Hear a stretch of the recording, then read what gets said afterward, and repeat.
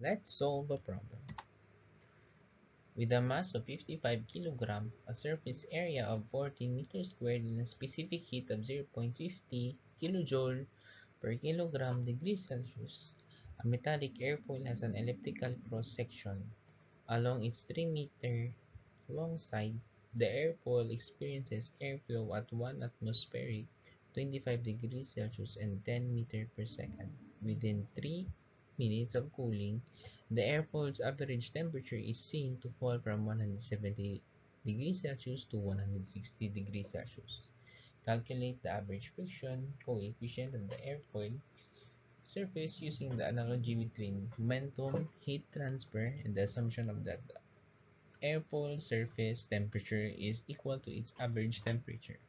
So let's assume that the steady operating conditions exist and the edge effects are negligible. And the properties of air at 25 degrees Celsius and 1 atmospheric are at the table A-15.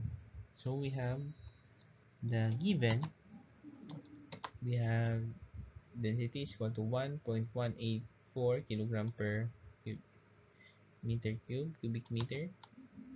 Cp is equal to 1.007 kilojoule per kilogram minus K. PR or Prandtl number is equal to 0.7296. T2 is equal to 170 degrees Celsius. T1 is equal to 160 degrees Celsius. Time is equal to 3 minutes. Surface area is equal to 14 meters squared. Velocity, we have 10 meter per second. Mass 55 kilogram. And Ts is equal to 25 degrees Celsius. Now, let's solve. First, we determine the rate of heat transfer.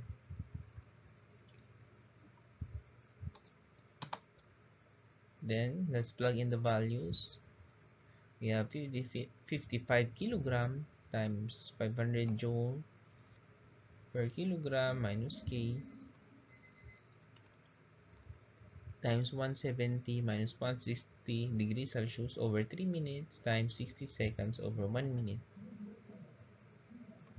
Then, we have 1527.78 watts.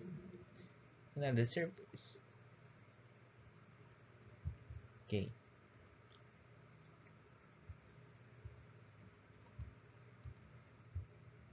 After finding the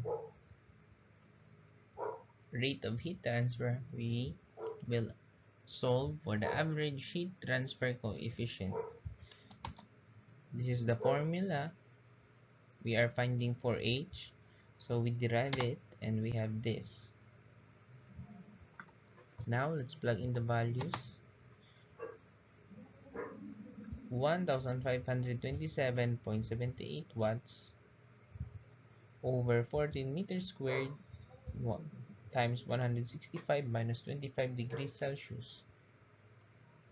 The surface temperature of airfoil is taken as its average temperature, which is 160 plus 170 over 2 is equal to 165 degrees Celsius.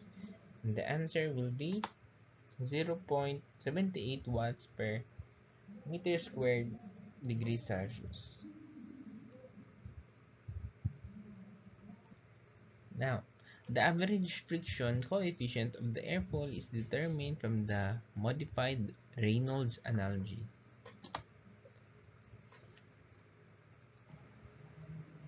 Now, let's plug in the values. We have 2 times 0.78, which is H,